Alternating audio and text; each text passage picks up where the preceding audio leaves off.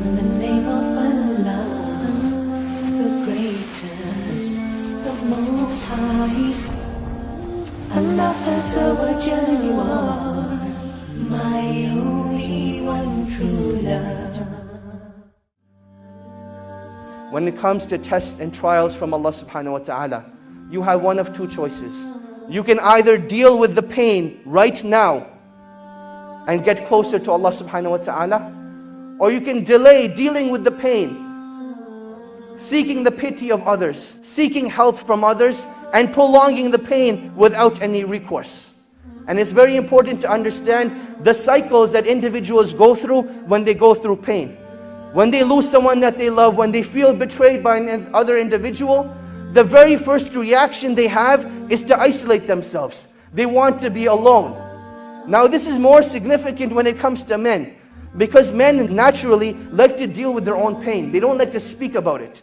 Women naturally like to speak about their pain and suffering, and that's why their first reaction is going on the phone, going to see their mothers, going to see their friends.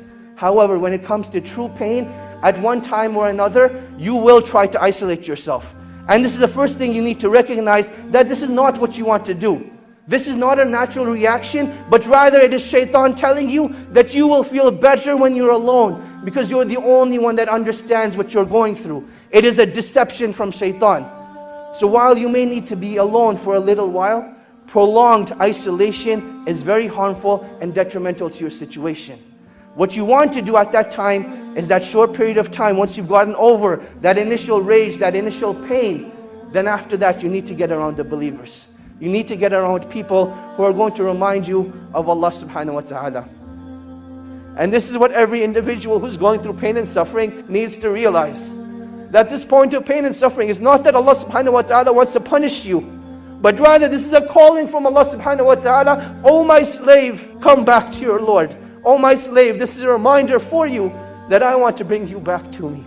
And this is one of the wisdoms of trials and tribulations, that while we call each other on the phone, while we text message each other, the calling of Allah subhanahu wa ta'ala comes through trials and tribulations. And you can react one of two ways. Either you can deal with the pain at that moment and decide to get closer to Allah subhanahu wa ta'ala, or you can decide to just restrict that pain to yourself, not do anything about it, and then you'll see what it does to your deen. And this is the last stage of the cycle of isolation, that once you're isolated, you will see that eventually your deen starts to disappear. The content of your salah, the khushu in your salah, it disappears. Your ability to recite the Quran is no longer there. Your ability to fast during the day, it gets taken away. What did you do differently? What you did differently was you gave yourself into shaitan. And shaitan's promise is that he will lead you astray. He will lead you away from the path of Allah subhanahu wa ta'ala. So in times of trials and tribulation, you need to seek out the believers. You need to seek out the righteous and let them be your guide and help to Allah subhanahu wa ta'ala.